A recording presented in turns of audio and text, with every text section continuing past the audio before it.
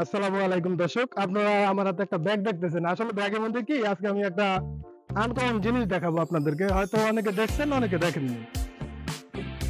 এই জন্য দেখেন কি বাইট করতেছি ব্যাগের ভিতরে, দেখছেন এটা কি? আসলে এটাকে আপনারা অনেকে চিনেন, হয়তো অনেকে চিনেন না। একটা না, দুইটা আছে, আমি আপনাদেরকে দেখাইতেছি। দুইটা, এই দেখেন দুইটা। আসলে এটা যেহেতু ধরে আনছি, এটা ওই এর ভিতরে ছিল, এই জন্য এটার গায়ে ময়লা আছে। আসলে এগুলো কোনো পুকুরে পাওয়া যায় না, এগুলো আসলে নদীতে হয়ে থাকে। এটাকে বাউস মাছ বলা হয়, এটাকে বাউস মাছ বলা হয়। আর পুকুরে যেগুলো, সেগুলো হলো কুচিয়া মাছ, আর এটা হলো বাউস মাছ। তো এটা দেখতেছেন, এই দেখেন, এই মাছটা এখনো জেতা আছে, এটা এখনো মারা হয়নি, এটা এখনো জেতা, এই দেখেন। আর এটা জেতা আছে, আর এই মাছ দুইটা দেখেন, একটু ধরে আসেন, দেখেন এই মাছ আসলে আপনারা দেখছেন কিনা দেখেন। দেখেন এটা দুটো হলো বাউস মাছ। মাছগুলো কেমন দেখেন, কত সুন্দর, বাইং মাছের মতো। আসলে বাইং মাছ এত মোটা হয় না, এগুলো প্রায় 5 কেজি, 6 কেজি, 7 কেজি, 10 কেজি পর্যন্ত হয়ে থাকে এই মাছগুলো। তো এটার আমরা দুইটা পাইছি। আমার এই বড় ভাই আছে, সে বড়শি ফালাইছে, সে পাইছে। তো এটা আজকে আমরা রান্না করবো, কুটবো। তো সম্পূর্ণ প্রসেস আজকে দেখানো হবে এই ভিডিওতে, কিভাবে একটা বাউস মাছ রান্না করা হয়। যেহেতু রান্নার ভিডিওটা দিব না, যেহেতু মহিলারা রান্না করবে, তাই আমরা দিব শুধু এটা কিভাবে প্রসেস করে কোটা হয় বা কাটা হয়, সেই ভিডিওটা আপনাদেরকে দেওয়া হবে। তো চলুন দেখা যাক কিভাবে আমরা এই বাউস মাছ প্রসেস করি বা কাটি। বললেন উহিল্লা লাকুম সাইদুল বাহরি ওয়া তাআমু, সাগরের মধ্যে যত প্রাণী পাওয়া যায়, মাছ পাওয়া যায়, কাঁকড়া পাওয়া যায়, সব খাওয়াকে হালাল করে দিলেন কে? সাগরে যত ধরনের প্রাণী আছে, কাঁকড়া বলেন, তিমি বলেন, যা বলেন, সব হালাল, হাতে গোনা অল্প কয়েকটা ছাড়া। সুবহানাল্লাহ পড়েন। তার মানে যখনই আল্লাহ তাআলা হালালের ঘোষণা দেন, আল্লাহ তাআলা এটাকে ব্যাপকভাবে ঘোষণা দেন। আর যখনই আল্লাহ হারামের ঘোষণা দেন কোরআনের ভেতরে, তখন আল্লাহ গুনে গুনে দেন। কিভাবে দেন? حرمت عليكم الميتة والدم ولحم الخنزير وما أهل لغير الله به والمنخنقة والموقوذة والمتردية والنطيحة। গুনে গুনে দিয়েছেন, সুবহানাল্লাহ পড়ে। যখন ঘোষণা দিলেন হালালের, আল্লাহ বললেন সাগরের ভেতরে যত প্রাণী পাওয়া যায় সব খাওয়া হালাল, অল্প কয়েকটা ছাড়া। কিন্তু হারামের ঘোষণা যখন আল্লাহ কোরআনে দিলেন, তখন ব্যাপকভাবে দেয় নাই, গুনে গুনে দিয়েছেন। রক্ত খাওয়া হারাম। মরাফুল বাহার সূরা আনামে আল্লাহ বলেছেন, সাগর নদীর পানির সমস্ত প্রাণী তোমাদের জন্য হালাল। নবীজি বলেছেন, এটা মিশকাতের হাদিস, কিতাবুত তাহারাত, সহিহ হাদিস, হুয়া তাহুরু মাউহু ওয়াল হিল্লু মাইতাতুহু। সাগরের পানি পাক, তার মুর্দা, কচ্ছপ, কুমির, তিমি, তুমি যা পাও সব হালাল। খাইতে চাইলে, রুচি হইলে খাও। এই জন্য সাহাবারা এক যুদ্ধে তিমি মাছ খেয়েছিলেন, বিশাল তিমি মাছ খেয়ে সব সাহাবীরা তাজা মোটা হয়ে গেছিল। এই জন্য সামুদ্রিক কাঁকড়া খুব স্বাদ, আমি খাইনি জীবনে, আপনারা খাইতে পারেন মন চাইলে। সামুদ্রিক প্রাণী কোরআন বলছে হালাল, সহিহ হাদিস বলছে হালাল। হারাম বলা যাবে না, আপনি হারাম বলতে পারবেন না। খান আর না খান। কচ্ছপ খাওয়া যায়, রুচি হলে খাবেন। কুঁচে মাছ খাওয়া যায়, রুচি হলে খাবেন, আমরা খাই না। কাবুল বাহারা আমরা সাগর পথে, সমুদ্রে সফর করি এবং অল্প স্বল্প মিষ্টি পানি নিয়ে সফর করি, সব তো লোনা পানি। আফানা তাওয়াদ্দমিল বাহারে, তাহলে সাগরের লোনা পানি দিয়ে কি উজু করতে পারবো? উজুর বিধান জিজ্ঞেস করেছেন সাহাবীরা। নবী সাল্লাল্লাহু আলাইহি সাল্লাম ভাবলেন যে এদের এই ফতোয়ারও দরকার পড়তে পারে যে মৃত জীবজন্তু যদি পানিতে পাই, ভাসছে, খেতে পারবো কিনা। বলে হুয়া তাহুরু মাউহু ওয়াল হিল্লু মাইতাতুহু, সাগরের পানি হচ্ছে পাক, পবিত্র। ওয়াল হিল্লু মাইতাতুহু, আর সাগরের পানির যত জীবজন্তু, যদি মৃত পাও, জীবন্ত নয়, মৃত পাও, তাও সেটা হচ্ছে ওয়াল হিল্লু হালাল। এই কথা বলেন নবী সাল্লাল্লাহু আলাইহি ওয়াসাল্লাম, শুধু মাছটা হালাল আর বাকিগুলো হালাল নয়, সব হালাল। তো দর্শক, আমার এই কুচিয়া মাছটা জবা দেওয়া শেষ, এই দেখেন আমার কুচিয়া মাছটা জবাই করা শেষ। তো এটা কিভাবে সহজে আপনি ছিলতে পারবেন, মানে এটার উপরের খোসাটা অনেক পিছলা, কাটতে কষ্ট হয়। তো এটা আমি উপরে খোসাটা ফেলে দিব, মানে চামড়াটা ফেলে দিব। তো দেখেন মানে সহজভাবে আপনি কিভাবে এটার খোসাটা ছিলবেন বা চামড়াটা এটার শরীর থেকে আলাদা করবেন। তো আমি জবাই করে নিয়েছি মাছটা, দেখেন জবাই করে নিয়েছি। তারপরে মাছটাকে টিউবওয়েলের সাথে বেঁধে নিব, যাতে এটার শরীর থেকে চামড়াটা সুন্দরভাবে সহজে আলাদা করতে পারি। তো দেখেন আমি কত সুন্দর করে টিউবওয়েলের সাথে মাছটা বেঁধে নিয়েছি। আর এখন একটা ছুরি দিয়ে এটার শরীর থেকে মাছটা চামড়াটা আলাদা করে নিব। তো দেখতে থাকুন আমি কত সুন্দরভাবে ইজিভাবে এটা শরীর থেকে চামড়াটা আলাদা করতে পারি।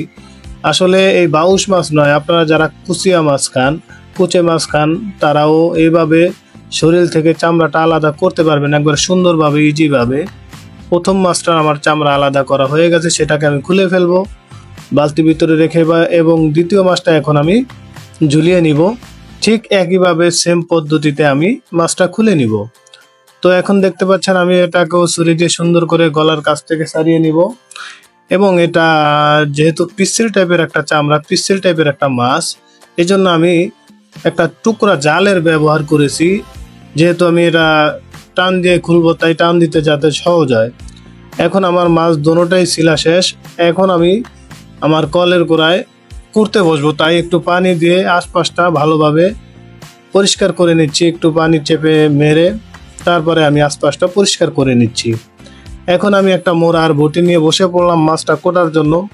আসলে মাছটা কোটার সময় আমি যেহেতু দুইটা মাছ প্রায় 10 কেজির মতো ওজন, 10 কেজি না হলে মোটামুটি 8 কেজি 9 কেজি এরকম হয়ে যাবে। তো আমি এটার মাথাগুলো নিব না, যেহেতু আমরা আমাদের বাসায় অ্যাডালের ভিতরে আমি আর আমার ভাই খেয়ে থাকি, আর মহিলারা কেউ খায় না, কারণ তারা তাদের রুচিতে বাদে। সবার তো আর সব খাইতে মন চায় না। আমরা এদিকে পুরুষরাই বেশিরভাগ খাই, আমার ভাতিজা আছে, আমার ভাই আছে, আমরা খাই। কিন্তু আমাদের বাসায় যেমন আমার ভাবি, আমার ওয়াইফ, তারপরে আমার মা, তারা কেউ খায় না। আর এদিকে আমার মেয়ে খায় আর আমার ভাতিজারা খায়, কিন্তু মহিলারা কেউ খায় না। তো এখন আমি এটার পরিষ্কার করে নেব সুন্দর করে। দেখেন এটার ভিতর থেকে পেটিটা বের করে নিচ্ছি কিভাবে, নাভির কাছ দিয়ে পোজ দিয়ে, তারপরে পেটিটা ওই মাথার থেকে কেটে তারপরে সামনে দিয়ে টান দিয়ে বের করে নিব।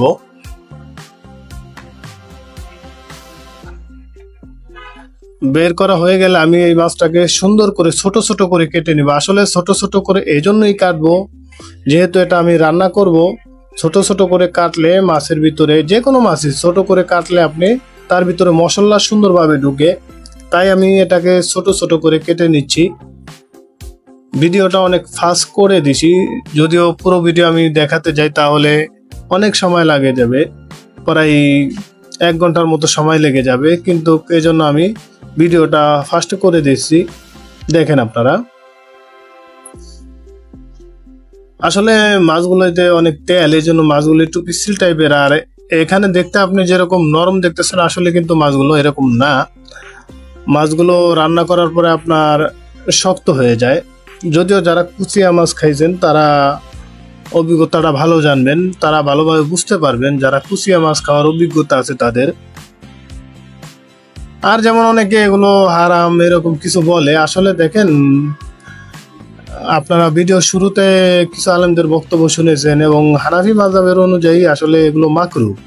হারামও কোনো মাযহাব এখন পর্যন্ত এটাকে হারাম বলে নাই, কিন্তু তাদের একটু মতামত আছে এটা নিয়ে 19-20 এরকম কিছু, কিন্তু হারাম কেউ এখনো বলে নাই।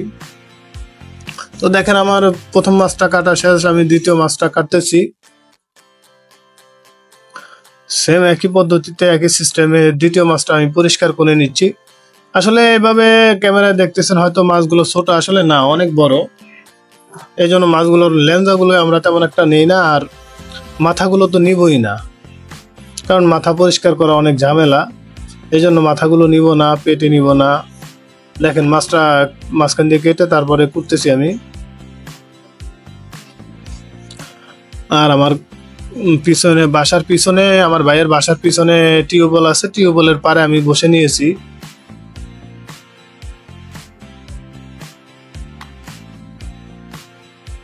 মাছগুলো যারা সরাসরি দেখেছেন, আসলে মাছগুলিও অনেক লোভনীয় মাছ। বাইং মাছ আর এটার ভিতরে কোনো পার্থক্য নাই, দেখলে আপনি বুঝতে পারবেন না। যদি আচমকা কেউ দেখেন এই মাছগুলো, তাহলে কেউ বুঝতে পারবেন না আসলে এটা বাইং মাছ নাকি বাউস মাছ। নামও একটু আলাদা, বাইং মাছ, বাউস মাছ এরকম একটু নাম আলাদা। তো আমি দেখতেছি যে আসলে মাছ কাটলাম কতটুকু হলো, তাই আবার কাটতেছি। মানে বেশি হয়ে গেলে নিব না, কারণ কেটে লাভ কি, এগুলো সবাই খায় না। যার রুচিতে চায় সে খায়, আর যার রুচিতে চায় না সে খায় না। এটা নিয়ে কারোর সাথে কোনো জোরাজুরি নেই। আর এগুলো আমরা নিজেরাই রান্না করি, যেহেতু মহিলারা কেউ খায় না, তারা রান্নাও করে না, তাই আমরা পুরুষেরাই এটা প্রসেস করি, পুরুষেরাই রান্না করি।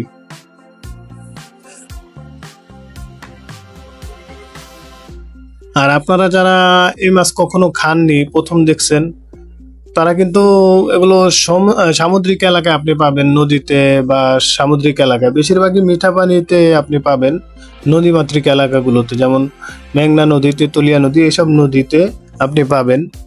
এটা কিন্তু আবারও বলছি আমি, এটা কিন্তু কুচিয়া না। নদীতে এরকমই একটা কুচিয়া পাওয়া যায়, সেই কুচিয়াটা একটু চিকন হয়, আরো লম্বা হয়, কিন্তু কাউস মাছ এই জন্য এটা এরকম একটু মোটা হয়। তো আমি মাছ কোটা শেষ, এখন আমি মাথাগুলো দেখেন একটা মাছের চামড়ার ভিতরে ভরে নিব। দেখেন যত ময়লাগুলো আছে আমি একটা মাছের এই চামড়ার ভিতরে ভরে নিতেছি। মাথা দুইটা ভরেছি এবং ময়লাগুলো ভরতেছি, পেটিগুলো আরেকটা মাছের খোসার ভিতরে ভরতেছি।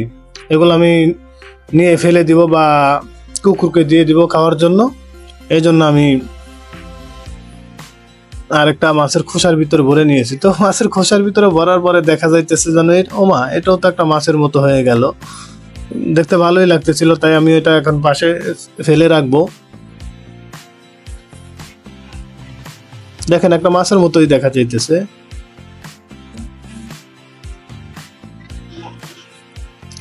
তো এখন আমি এগুলো ধুয়ে ফেলবো, যেহেতু মাছগুলো কাটা শেষ, এখন আমি ধুয়ে ফেলবো।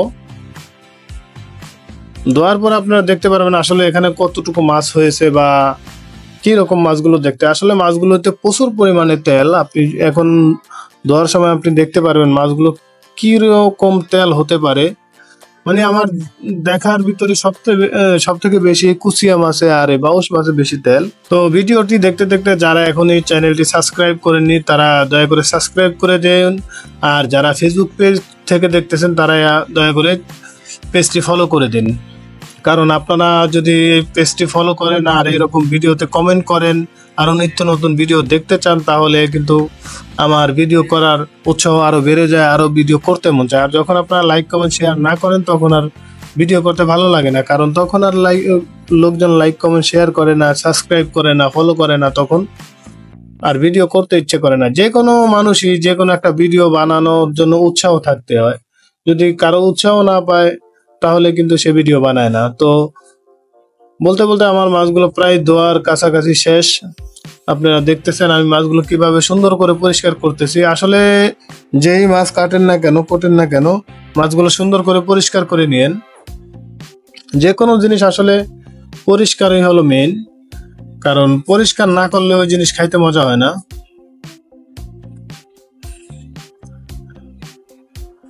আসলে এগুলোতে তেমন একটা ময়লা নাই, তারপরও দেখে দেখে সুন্দরভাবে পরিষ্কার করলে ভালো হয়।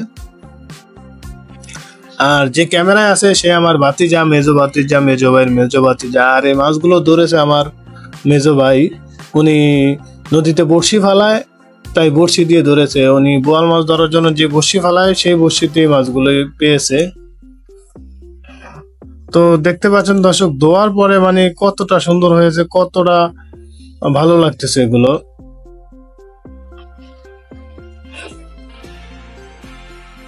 দেখেন আমি মাছগুলো ধুয়ে নিয়েছি, মাছগুলো মানে দেখেন কত সুন্দর, আর কতগুলো মাছ হয়েছে দেখেন। তখন তো আমার হাতে দুইটা ছিল, বুঝতে পারেন না আসলে। দেখেন আর মাছে কি পরিমাণ তেল, আপনি পানির দিকে যদি একটু লক্ষ্য করেন দেখতে পারবেন। দেখেন। তো ভিডিওটি যারা দেখতেছেন তারা অবশ্যই দয়া করে চ্যানেলটি সাবস্ক্রাইব করে দিবেন, এবং ফেসবুক থেকে দেখে থাকলে পেজটি ফলো করে দিবেন, এবং লাইক কমেন্ট শেয়ার করতে ভুলবেন না। আর মাছটি দেখে অভিজ্ঞতা আপনার কেমন হলো এটি কমেন্টে জানাতে ভুলবেন না। তো আমার মাছগুলো প্রায় ধোয়া শেষ, আর ধোয়ার পরে দেখতে পারবেন আপনি কতটুকু মাছ হয়েছে। এই দেখেন কতখানি, হয়তো দেখতে দেখা গেছে ছোট ছোট, আসলে কিন্তু তা না। তো আমি সব শেষে এগুলোকে লবণ দিয়ে রেখে দিব, ঘন্টা খানিক পর এগুলো আবার ধুবো।